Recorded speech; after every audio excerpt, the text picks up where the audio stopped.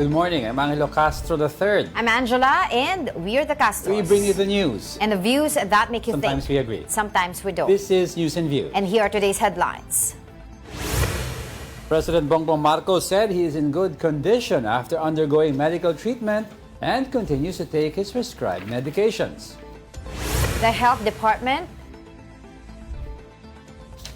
The Health Department to assure the public that the Philippines remains prepared for the Nipah virus. The Chinese embassy accuses PCG spokesman for the West Philippine Sea, Commodore J. Tariela, of smearing Beijing multiple times. Filipino tennis star Alex Ayala advanced to the quarterfinals of the WTA 125 Philippine Women's Open after defeating Japan's Himeno Sakatsumi. The Philippine Statistics Authority is holding a press conference on the fourth quarter 2025 performance of the Philippine economy. Let's listen in. Ang Gross Domestic Product o GDP ng Pilipinas ay nagtala ng pagtaas na 3.0% sa ikaapat na quarter ng taong 2025. Ito ay mula sa naitalang 5.3% na pagtaas sa parehong quarter noong nakalipas na taon. Sa kabuang taon ng 2025, ang GDP ay nagtala ng pagtaas na 4.4%. Ito ay mula sa naitalang 5.7% noong 2024. Ang gross national income naman ay nagtala ng pagtaas na 3.9% sa ikaapat na quarter ng taong 2025. Gayon din ang net primary income from the rest of the world ay tumaas ng 10.9% sa ikaapat na quarter ng taong 2025. Sa kabuang taon ng 2025, ang GNI ay tumaas ng 6.1%. Gayon din ang NPI ay tumaas ng 19.1% sa kabuang taon ng 2025. Sa seasonally adjusted national accounts, sa ikaapat na quarter ng taong 2025, ang GDP ay nagtala ng quarter-on-quarter na pagtaas na nasa 0.6%. Sa kabilang dako, ang GNI ay nagtala ng 1.1% quarter-on-quarter na paglago sa parehas na period. Ang mga pangunahing sektor ng ekonomiya na agriculture, forestry and fishing at services ay nagsipagtala ng pagtaas ng 1.0% at 5.2% respectively. Samantalang, industry sector ay nagtala ng pagbaba na 0.9%. Sa kabuang taon ng 2025, ang agriculture, forestry and fishing, industry at services ay nagsipagtala ng pagtaas na nasa 3.1%, 1.5% at 5.9% respectively. Sa seasonally adjusted GDP, ang services ay nag-isang nagtala ng paglago sa pangunahing sektor ng ekonomiya na mayroong 1.5% sa quarter-on-quarter basis. Samantalang agriculture, forestry and fishing at industry ay nagsipagtala ng pagbaba na nasa 0.9% at 1.0% respectively sa quarter-on-quarter basis. Sa ikaapat na quarter ng taong 2025, ang per capita GDP ay tumaas ng 2.1%.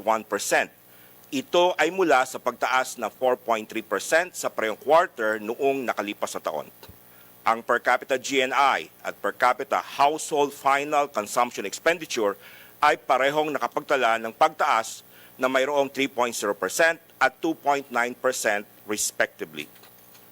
Sa kabuang taon naman ng 2025, ang per capita GDP, per capita GNI, at per capita household final consumption expenditure ay nagsipagtala ng pagtaas na mayroong 3.5%, 5.1% at 3.7% respectively. Sa naitalang pagtaas ng GDP na nasa 3.0% sa ikaapat na quarter ng taong 2025, ang services ay nagtala ng may pinakamataas na contribution na nasa 3.2 percentage points.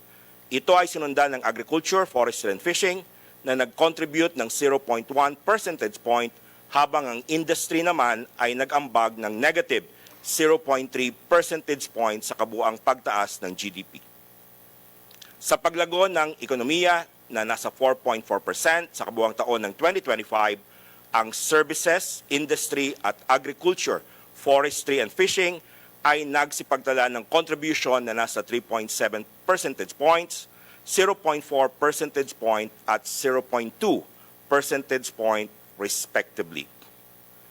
Sa 16 na sektor ng GDP, ang human health at social work activities ay nagtala ng may pinakamataas na paglago na mayroong 11.5% sa ika-4 na quarter ng taong 2025.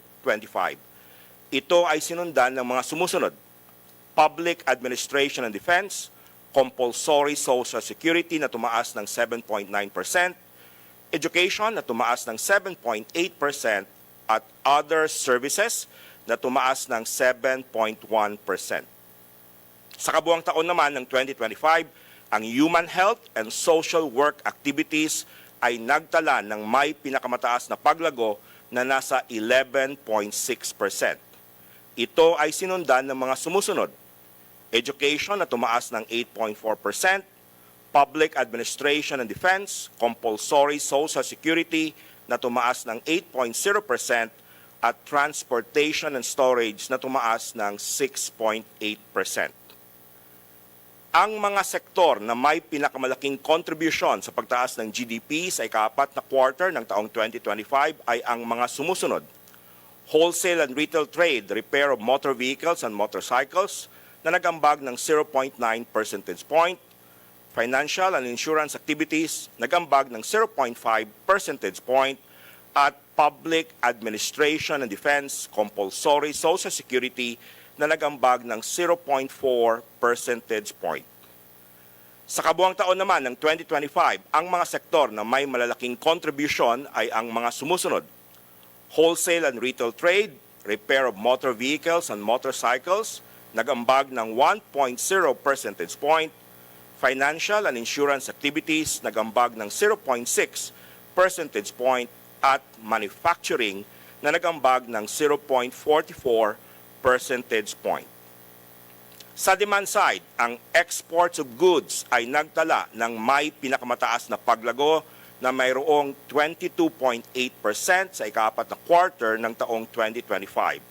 Ito ay sinundan ng mga sumusunod: Imports of services, tumaas ng 4.2%, Household final consumption expenditure, tumaas ng 3.8%, at Government final consumption expenditure, tumaas ng 3.7%. Sa kabuang taon naman ng 2025, ang exports of goods ay nagtala ng may pinakamataas na paglago na nasa 14.1%. Ito ay sinundan ng mga sumusunod: Government final consumption expenditure, tumaas ng 9.1%, Imports of services, tumaas ng 6.1%, at imports of goods na tumaas ng 4.7%. Sa ika-4 na quarter ng taong 2025, ang mga sektor na may malalaking contribution sa pagtaas ng GDP sa expenditure side ay ang mga sumusunod: Household final consumption expenditure, nag-ambag ng 2.8 percentage points, Net exports of goods and services, nag-ambag ng 1.9 percentage points, at Government final consumption expenditure na nag-ambag ng 0.5 percentage point. Samantala, para sa kabuang taon ng 2025, ang mga sektor sa demand side na may malalaking contribution ay ang mga sumusunod: Household final consumption expenditure, nag-ambag ng 3.3 percentage points, Government final consumption expenditure, nag-ambag ng 1.3 percentage points, at durable equipment na nag-ambag ng 0.28 percentage point. Ang Philippine Statistics Authority ay malugod na nagpapasalamat sa inyong pagdalo sa National Accounts Press Conference para sa ika-4 na quarter ng taong 2025. Magandang umaga sa ating lahat. Maraming salamat, Yusek Mapa, para sa ulat ng 2025 fourth quarter performance of the Philippine economy. Ngayon, atin naman pakinggan si DepDev Secretary Arsenio M. Balisacan para sa kanyang pahayag ukol sa 2025 fourth quarter performance of the Philippine economy. Esteemed members of the media, fellow Filipinos, ladies and gentlemen, good morning. Let me take this opportunity to provide an assessment of where the Philippine economy stands, the challenges we face, and the actions we are taking to move forward. The Philippine economy grew by 3.0% in the fourth quarter of 2025, bringing the full year growth to 4.4%. This is lower than the 5.7% growth recorded in 2024. This outcome reflects several converging factors. These include the adverse economic effects of weather and climate-related disruptions, which led to unexpected class and work suspensions, several of them, as well as the measures we are taking to ensure that only the right infrastructure projects move forward. Admittedly, the flood control corruption scandal also weighed on business and consumer confidence. These challenges unfolded alongside lingering global economic uncertainties. As a result, domestic demand growth slowed to 0.7% in the fourth quarter, bringing full-year growth to 3.7%, down from 5.8% in 2024. Public and private construction, as well as private consumption, were particularly affected during this period. While these developments weighed on short-term growth, the Marcos administration emphasizes that in the investigations into the flood control corruption controversy had to be undertaken. The resulting measures and governance reforms are necessary to strengthen accountability, improve project quality, ensure better value for scarce public resources, and build our capacity for faster and more sustainable growth in the years ahead. In addressing climate change-related disruptions, we're strengthening adaptation efforts. These include improved disaster preparedness, enhanced early warning systems, and stronger capabilities for Pag-asa and local weather stations. Notably, the government has restored funding for the Project Nationwide Operational Assessment of Hazards, or Project NOAA. We are also boosting investment in climate-resilient agricultural inputs, technologies, and infrastructure to raise farm productivity, ensure food security, and support sustained export growth. Looking ahead, we see 2026 as our rally point. We are accelerating efforts to restore public trust through improvements in governance and public services, improvements that Filipinos can see and feel in their everyday lives. In infrastructure, we are assuming and accelerating the completion of public works while enforcing stricter anti-corruption safeguards. At the same time, we are pursuing long-term and high-impact reforms in infrastructure development planning, guided by comprehensive science and technology-based master plans. To strengthen accountability, we are prioritizing the implementation and passage of key legislative reforms. These include the newly enacted New Government Procurement Act, the proposed Anti-Dynasty Bill, and amendments to the Party List System Reform Act, the Bank Deposit Secrecy Law, and the Anti-Money Laundering Act. We are also modernizing governance systems by integrating tools and technologies across planning, budgeting, implementation, and monitoring and evaluation. These efforts include enhancing public dashboards, modernizing audit and revenue monitoring systems, and reinforcing the link between planning and budgeting. This year, we are leveraging the Philippines' ASEAN chairship to position the country as a comprehensive business and tourism destination. We are fast-tracking interagency coordination and travel facilitation, digital visitor services, and destination readiness. These initiatives are expected to support multi-country Asia-ASEAN travel, create opportunities for our MSMEs, and showcase Filipino service excellence. Meanwhile, the Economy and Development Council discussed and approved last January 26 the executive report titled Making 2026 the Rally Point to Revitalize PDP Implementation, prepared by DepDev. This report outlines strategies to address governance challenges and chart our path forward. It will be shared with the public by mid-February.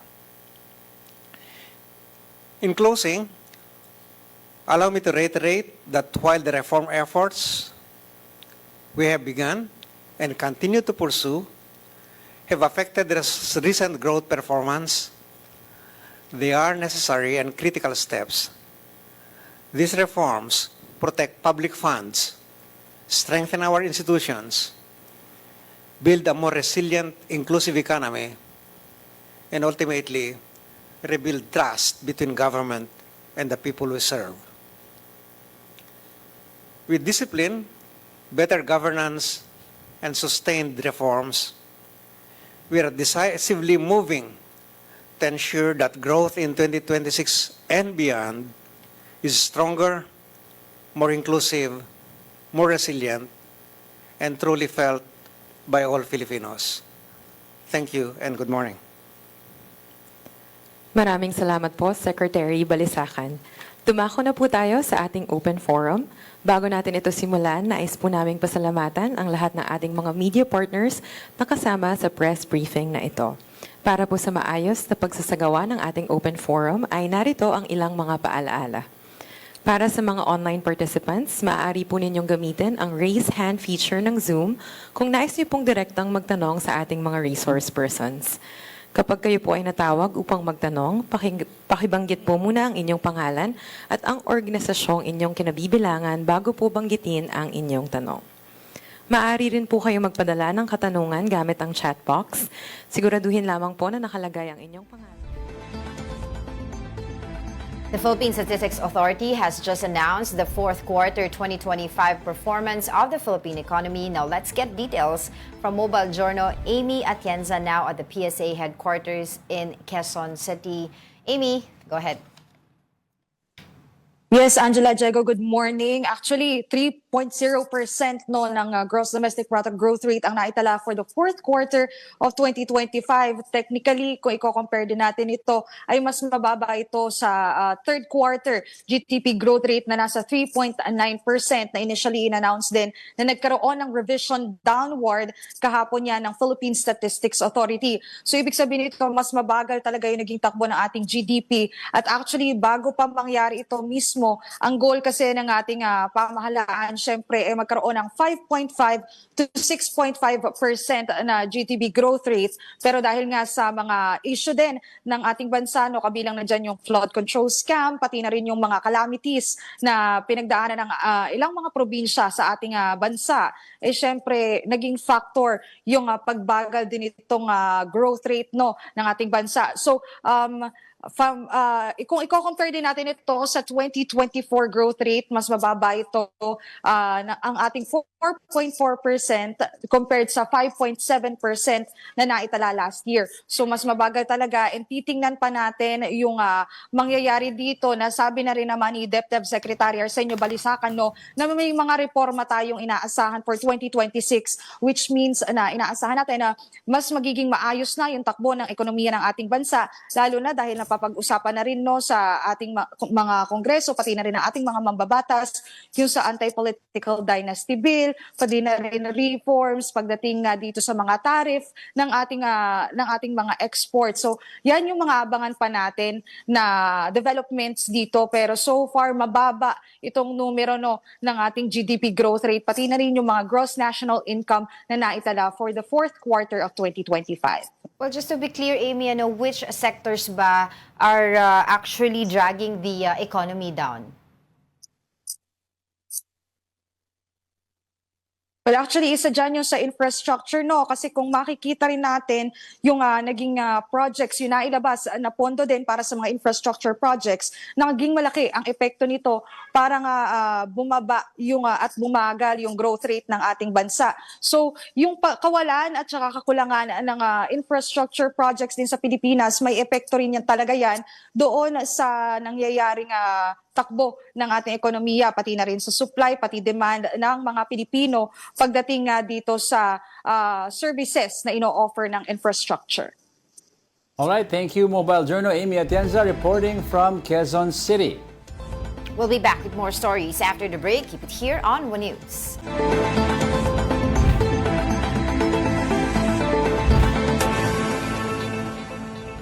Good morning. You're still watching News and Views here on One News. Health authorities are on alert as the Nipah virus resurfaces overseas, prompting the Health Department to assure the public that the Philippines remains prepared and that preventive measures are already in place. Here's the report. A disease is once again raising concern. That disease is the Nipah virus. 2 healthcare workers have tested positive for the Nipah virus at a hospital in India. They are currently under observation. The question now, is the Philippines prepared? According to the Department of Health, screening and monitoring are already in place for travelers arriving in the country through airports and seaports. Pwede nilang sabihin ng isang eroplano or ng isang bapor pag napansin nila na medyo may kakaiba, hindi pa papasukin ng bansa natin yun. Para silang immigration pero for health. According to the World Health Organization, the Nipah virus originates from fruit bats. The virus can be transmitted through foods or drinks contaminated by bats. It can also spread through direct contact with a person exposed to the virus. Some of its symptoms resemble flu-like illness. In severe cases, it may lead to brain swelling, coma, or even death. There is no vaccine for the Nipah virus. Following the new cases reported in India, nearby countries are also tightening their health measures. Thailand has installed thermal scanners at major airports. Meanwhile, Taiwan has proposed classifying the Nipah virus under Category 5 diseases, considered high-risk illnesses requiring special control measures. However, the Department of Health says there is no need for alarm as the virus is not new. We don't see a need because we always watch our borders. Kilala natin siya, kaya nating bantayan. The first recorded Nipah virus case in the Philippines was reported in 2014 in Sultan Kudarat. 17 people were infected, allegedly after consuming horse meat. At present, there are no reported Nipah virus cases in the country. Maliban dun sa pagkain, kung tayo ay mapalapit sa mga hayop na may sakit, lalo na yung kita man yung mga hayop na medyo matamline, may sakit, wag na ho tayong lumapit kasi maaaring dyan natin makukuha yung mga sakit tulad ng Nipah virus. Kapatid Mobile Journalist Mary Mon Reyes, we are One News. Joining us now is Dr. Nina Gloriani, an infectious disease expert. Doc, thank you for joining us. Yes, good morning sa inyo, to everyone. All right, Doc, of course, sabi, hindi na daw bago itong Nipah virus, but how seriously should we take this one right now at this point, and also taking into account na wala pa tong vaccine? Oh yes, this is a category 5 virus, no? So, walang gamot, walang vaccine. So, as you know, yung DOH has been prepared for this a long time ago. Since our first cases in 2014. And just recently, I have known that the RITM conducted itong mga tests for training for using the test.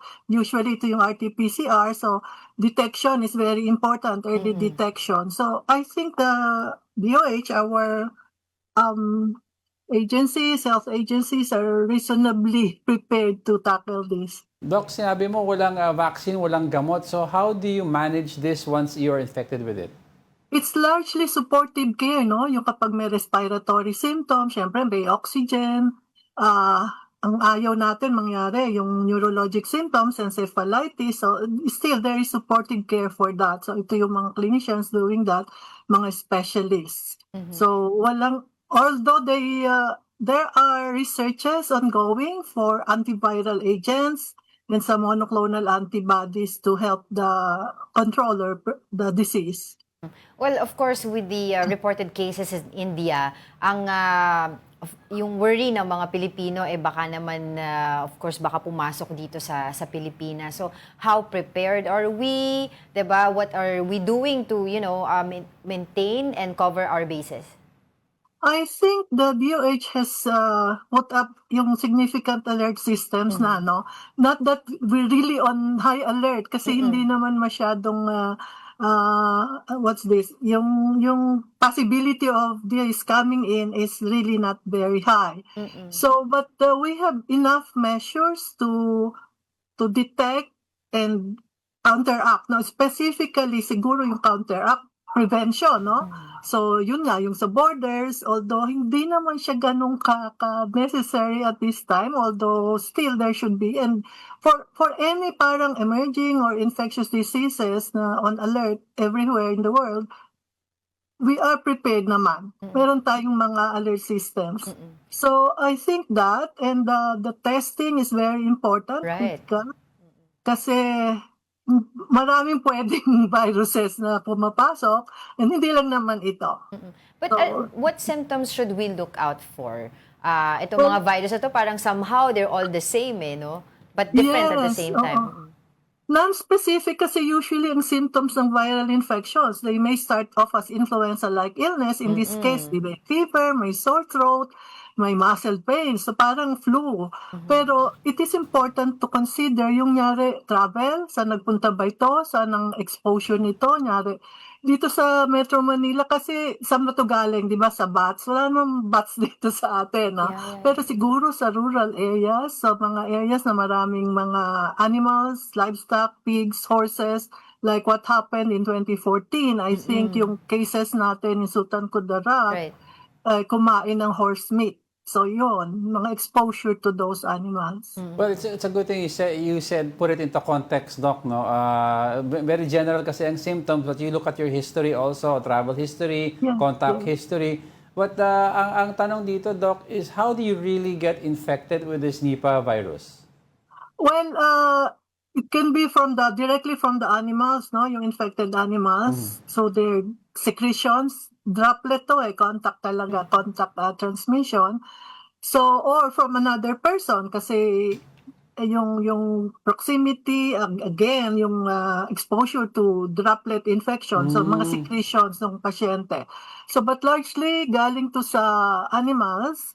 So, they have to know that, and then merong incubation period of about usually mga 4 days, less than a week, to as long as maybe 2 to 3 weeks, although there are rare cases na mahaba naman din yung incubation period. So they have to be So you mentioned, alert on that. Doc, you mentioned you can get the droplets from another person, no? So in other words, parang respiratory in nature. Yes, actually, some of the symptoms are respiratory from yung influenza-like. Kasi respiratory yung tumutuloy, no? So yung cough, yung secretions, actually yun. You also mentioned earlier, Doc, that testing is key. No, importante po 'yun. Pero pagdating po ba sa Nipah virus, do we have a different testing tool for this one or pare-parehas lang naman? Yeah, the method is pareho, RT-PCR, pero yung laman ng testing kit is specific for the Nipah virus. Very specific po yan. And then, Doc, backtrack lang ako ng konti. We're talking about management of the disease. No, that's the best we can do. But so, in other words, if you have the Nipah virus and it's confirmed, parang you're leaving it up to chance whether tatama sa brain mo o hindi, or is there a way of preventing that from happening? Because mukhang that's one of the worst case scenarios. Yes, actually, yung brain, ang later na nangyayari yan, no? So usually maybe about 1 to 2 weeks later, if it will happen. Not all cases will end up in encephalitis cases, but we have to consider that as well. So, hindi natin alam sino yung tatamaan ng ganon, but basically, the supportive measures or yung supportive care, treatment sa mga pasyente, it should work for them. So, makakatulong yon na thwarting any possible parang spread pa siguro, no? But we cannot really tell. So, kumbaga, malaking factor din kung may comorbidities ka. Oh yes, oo, yung mahina ang immune system, tapos yung nyari may ano respiratory like COPD, the chronic Opo. obstructive lung disease, yung mga merong ganyan, mas mahina ang immune system niyan, at yung because of the diseased lungs, yung pulmonary system nila, mas mahirap din silang maka-cope with the disease. Yung defenses are really weak. Well, what personal precaution can individuals take for this? I remember you mentioned po kanina yung nagkaroon po ng issue dun sa Sultan Kudarat, horse meat, yung nakita nilang dahilan kung bakit nagkaroon ng Nipah virus. Yes. Okay. They of course didn't know the horses were infected. So cooking meat especially is very, very important. True. Cooking them well. So yun ang very important. Now another siguro yung avoiding yung areas where you have yung mga bats. So that's important. Ano pa ba? So basically meat, and of course hygienic practices. That's very, very important. Kung may umuubo-ubo dyan and so on, masking, the precautions, standard precautions, infection control precautions, and droplet precautions. Mga secretions. Doc, you mentioned bats, no? Kasi generally, yung fruit bats kasi, it's not really normal na makita niyan sa Metro Manila. But there are some subdivisions that are linked to the Marikina River Basin all the way to Antipolo, which sometimes kasi yung flora and fauna doon is very luscious, no? So there have been instances I've seen fruit bats. Is it automatic kung may fruit bats dyan? Iwasan na talaga yan, or not all of them are infected? No, hindi naman all infected, pero it's really good to mag-iwas, to prevent any possible exposure to this. Hindi lang naman Nipah virus ang pwede nila i-carry. We had this study long before nung nasa UP pa ako, na we were doing bat detection of leptospira in bats. So meron din. So maraming ibang posible. Marami sila actually dalang posibleng sakit, Some of them are carriers of these viruses, bacteria, and so on. And if I have house pets, Doc, and they are able to interact with these bats or nakain yung droplets ng bats, kailangan bantayan yung pets na to? I think that's possible kasi yung ibang animals could also be infected. But of course, ang mas important ay pigs, horses, pero pwede din yung mga goat, meron ding reports sa dogs. So, but of course, yung exposure nila, ang probability of being exposed to them should be considered. Yeah. Doc, I was wondering, and I don't know if this is connected, is weather could be a factor also in terms of spreading the virus? Which one? Yung Nipah virus po. Weather. The animals. Climate or weather here in the weather, you mean? Weather. Well, siguro yung weather, kasi virus, to mga tropical to mga bats, most of the Nipah cases are in the Southeast Asian regions, atin, hindi naman sa iba, So I think the weather will have something to do with it, kasi even yung mga tawag dito activity or yung practices, behavior ng mga animals, the bats that carry them, will be important to consider also. Doc, so parang precaution lang, what are the areas na prevalent ng Nipah virus? Kasi of course our kababayan will be traveling a lot, so they want to know which areas are the safest to go to and not the safest to go to. Alam mo mga Pinoy, Doc. Well, so ngayon, ang merong outbreak kasi nasa India, It's yung West Bengal ba yan? I don't know which part of India, but there are other areas like yung Malaysia, una yung Malaysia. Yung pigs naman ito, na infected pigs. So Malaysia, Southeast Asia generally, Bangladesh, Indonesia, I don't know kung hindi yata yung Madagascar, pero basically Southeast Asia.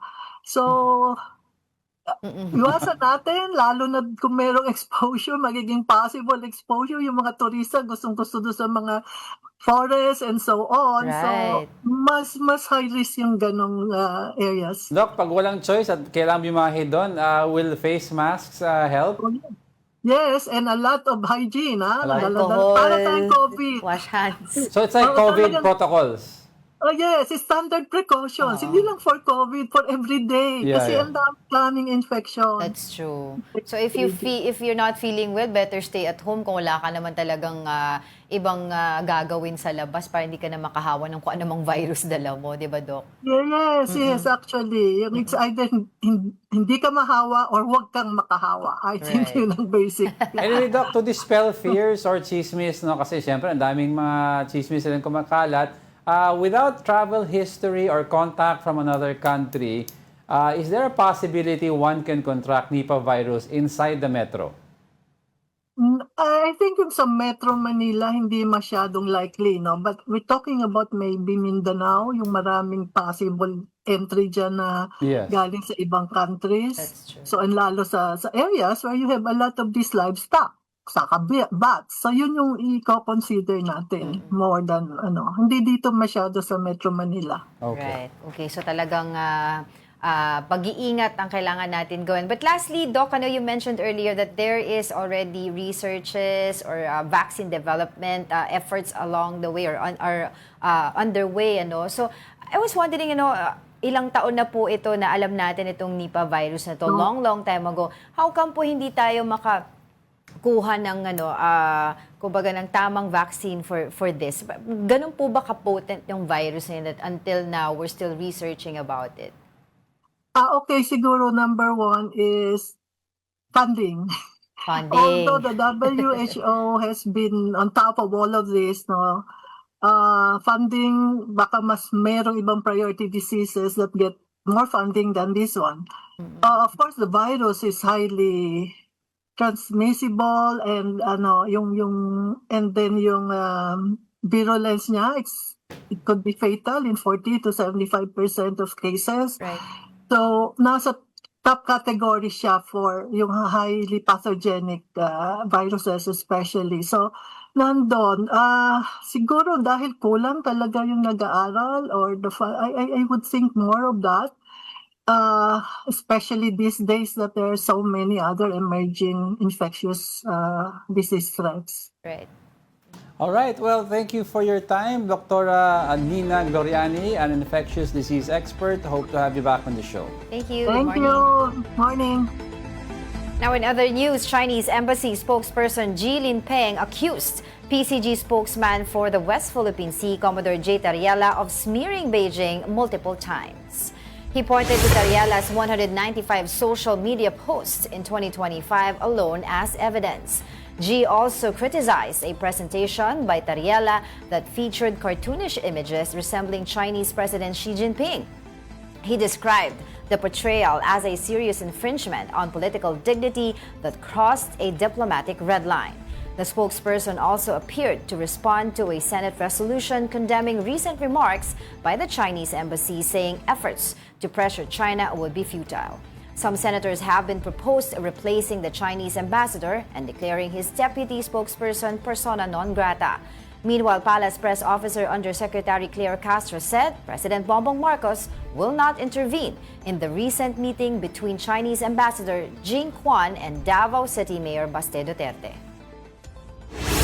Buntot niya, hila niya. Kung ano pong ginagawa niya, consequence niya po. Wala pong magagawa ang Pangulo sa anumang ginagawa ng anumang mayor, provided na naman ito ay hindi labag sa batas. Joining us now is Raymond Powell, a maritime security expert. Ray, thank you for joining us again. Good Hi, morning. good How are you? morning. Oh, well, Ray, it's interesting, these developments this past few days. It looks like China is adding another layer of attacks, this time attacking our officials, Jay Tariela, our senators, even you, at some point because of a piece you did against them. Is this really a stance of China defending themselves, or are they testing Philippine resolve? Well, I mean, it does seem like it coincided somewhat with the arrival of the new ambassador. So, it's worth speculating whether this is just sort of the style of this ambassador to be more combative. And we've seen this in the past. We often will refer to it as wolf warrior diplomacy, after kind of a famous Chinese film that called The Wolf Warrior, and the idea being that this aggressive kind of diplomacy. When I was in embassies, we often used to wonder what drove the Chinese to do this, and sometimes, is it direction from Beijing, or is this just the way that these diplomats think that they can get noticed by people in Beijing who they want to impress? And recently, Ray, you wrote a piece, an investigative piece about how they're spreading their propaganda here in the Philippines, and it angered, I think, the Chinese embassy. Could you tell us a little bit more about that? Well, we've been unpacking for a little while now who is behind the Chinese language media in Manila, and this is something that's a phenomenon around the world in that over the last couple of decades, you've seen the Chinese Communist Party sort of take over a lot of the Chinese language media, and they're trying to weaponize the overseas Chinese against their host countries in many cases. And so, we were sort of able to reveal that some of the people that are involved with this are people who have been long associated with the United Front Work Department, which is the Chinese Communist Party's way of projecting itself into other countries. And we've gone through some of the statements by the people involved in some of these Chinese language media in which they seem to be going out of their way to swear fealty back to Beijing.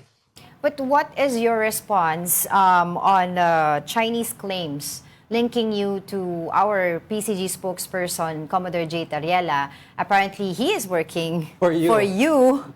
Where did this come from? I need to figure out where all this money I'm supposed to have is coming from, and these big bags that I'm supposed to be handing to J. Tariela. I mean, to some degree, I think this is just a narrative. It's a very convenient narrative.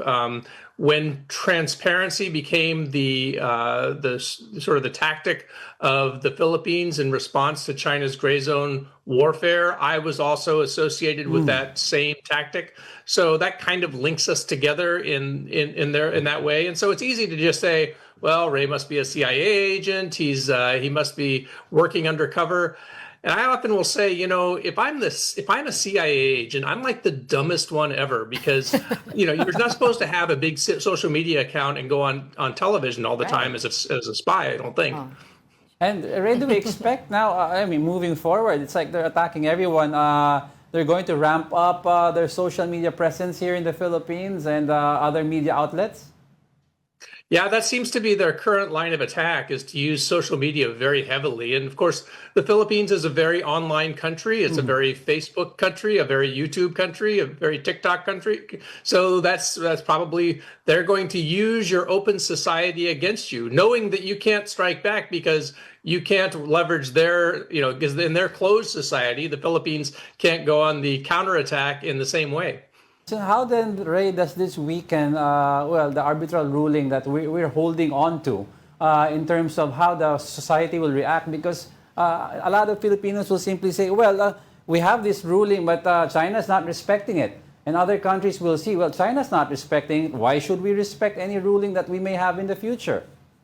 Yeah, so that is the tactic, right? What it is to be very belligerent and scare everybody off of your defense, right? So if you've got a schoolyard bully and he wants to throw his weight around, then you threaten everybody. And if one person stands up and he beats that person up, then everybody else says, well, I don't want any part of that. So that is the tactic. And, the response, I think, that the Philippines has shown over a period of 3 years, it has been pretty remarkably restrained, and I think has got the Philippines a lot of international credibility.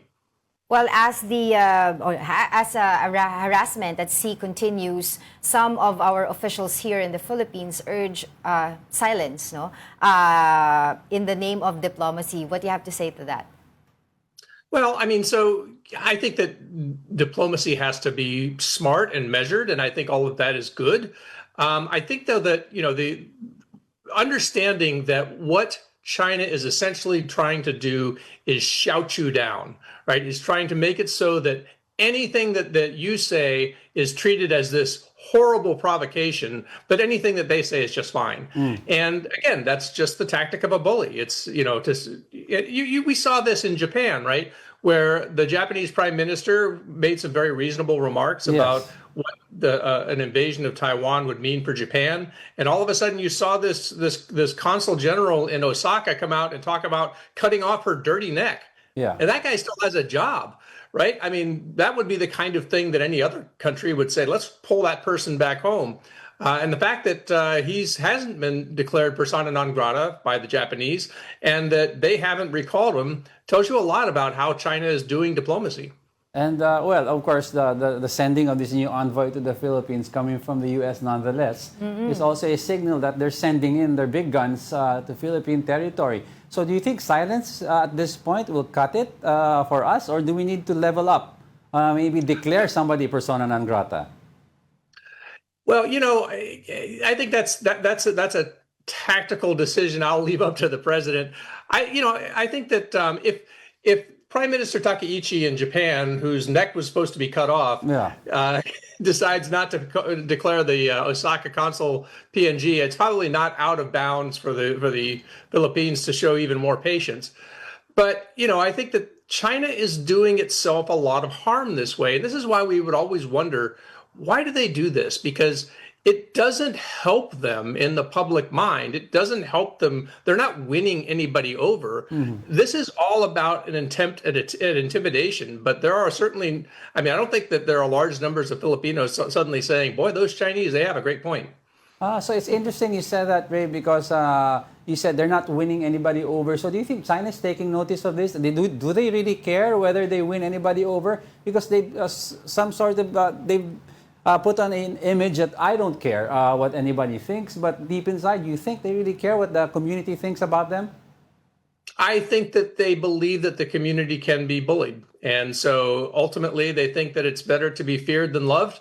And so they're gonna double down on fear. Interesting. Interesting point. But recently, our senators here in the Philippines has filed a resolution asking the Department of Foreign Affairs to file more diplomatic protests against China. What do you have to say to that? Well, so that's one of the features of a democracy, right? Is you don't have a single leader who makes all the decisions and, has all the power. And so when you have a Department of Foreign Affairs that's negotiating with their Chinese counterparts and they're trying to bully them, they can point back and say, look, I've got the legislature is after us, trying to, saying that this is totally out of bounds. You guys are not helping me. So if you're trying to get me to give ground to you, what is my legislature going to say to that? So I think it actually empowers the Department of Foreign Affairs to an extent to have the legislature sort of lay down these markers and give them, sort of a reason to push back beyond just the fact that this is completely unreasonable behavior. It's like pushing back, but this time using Congress or the Senate instead of the president himself. Question here is, some are saying that China's grown tired of how brave we are in dealing with the West Philippine Sea issue with water cannoning and stuff, and they have not been able to provoke us into some sort of an action. Do you think the same tactic will work now in how China is doing their propaganda? Silence is key until they just get fed up and try something else? Well, I think that they're going to continue to push because the Philippines is not the only audience. They are also trying to impress other countries and say, well, don't be like the Philippines. You see what they got. Maybe you'll get some too if you push back. I've been tracking a lot of the recent the China Coast Guard and maritime militia activity off of Vietnam. And, China has a lot of reasons to be angry with Vietnam right now because Vietnam has been building out its own islands in the South China Sea. And they have not figured out exactly how to push back on that. So that instead they've been focused on the Paracel Islands closer to Hainan. And so I think, some of this is leveled at the Philippines, but there's also sort of a hidden message that other countries shouldn't try to do this because this is what you get. Well, I was wondering what could be the implications of, there's a division of opinion of our officials here. Some officials would say keep silent, just to appease or for the diplomacy of our country. But some would say go fight for our rights. So we don't have a unified stance. Yeah. Well, what Winston Churchill always used to say, that democracy is the worst form of government, except for everything else that's been tried. Angela. It's the messy thing about a democracy is that we're going to have all of these different voices, and I will say that in the Philippines, like in some other countries, there are divisions about China that are not quite as stark as in some other places. Like in the United States, we had huge divisions in our democracy over Russia, whereas we're a little more unified on China. So, this is just one of those things that happens in democracies. And of course, China knows very well how to try to exploit all of that. Interesting points, but so little time. always. But hopefully we get you back on the show, Ray. Thank you so much. You always seem to. I must like you guys a lot. Thank you very much for that. Raymond Powell, a maritime security expert. Now don't go away because we're not done yet. Stay with us.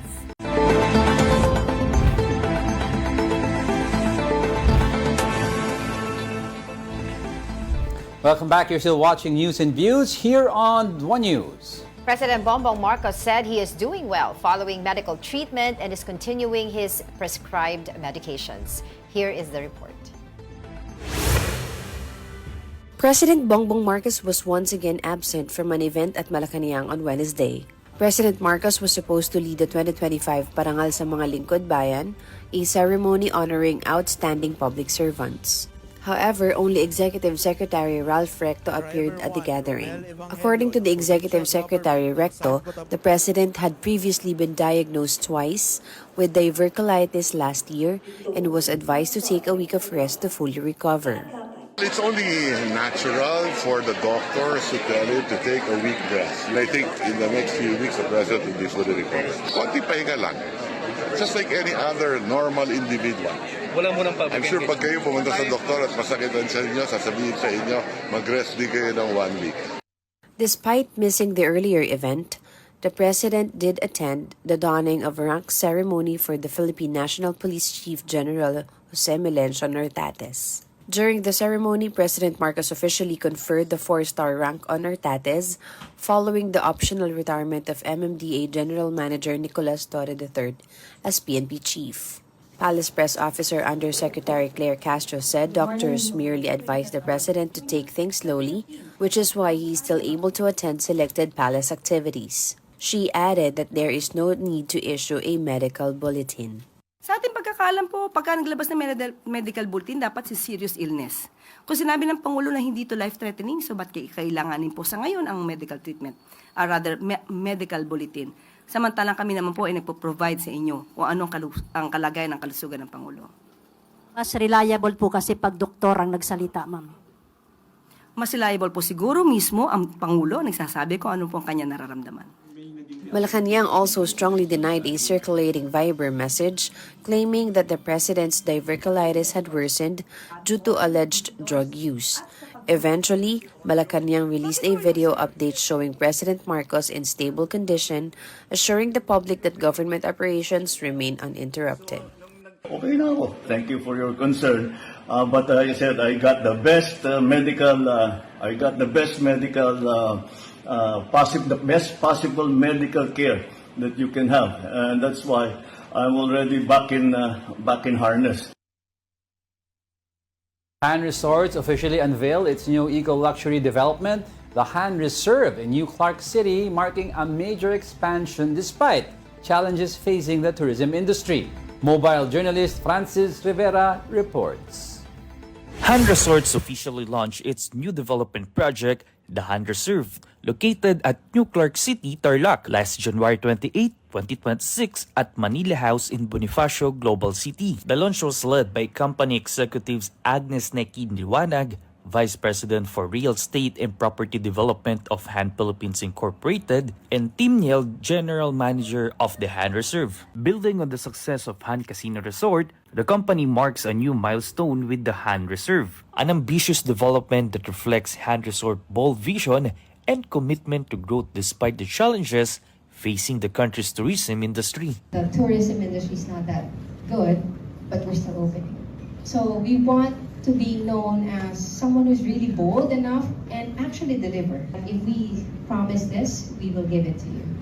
Handreserve is an eco-luxury sanctuary guided by its philosophy, greatness by nature. The development features a 450-hectare championship golf course, wellness amenities, educational facilities, and residential communities designed to meet international standards. The golf course is unbelievable. I've been playing golf since I was 4 years old and been lucky enough to play around the world, play on tours, and there's something very special about this golf course. He added that they prioritize and ensure the comfort, satisfaction, and leisure experience of their guests, members, and golf residents. Handreserve is envisioned as a place where people can engage with nature, pursue wellness, and enjoy a healthy environment. The sequence of service that we want to offer, we want to have that journey planned out to the moment they leave.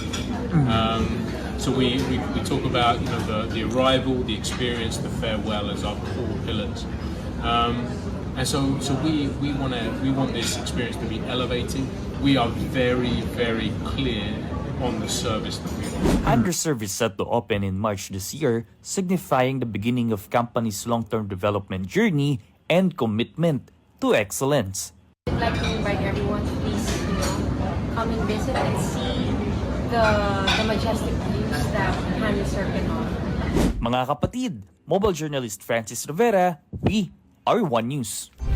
Bagong place na pwede puntahan sa New Clark City. Sige, punta mo. Hindi ka nakikinig sa report March pa ang open. Ay, no, puntahan mo nga sa March. Alright. Oh. That wraps up today's episode of News and Views. Join us again tomorrow. I'm Angelo Castro. I'm Angelo Castro III, kapatid, we are One News. All sides, all the time.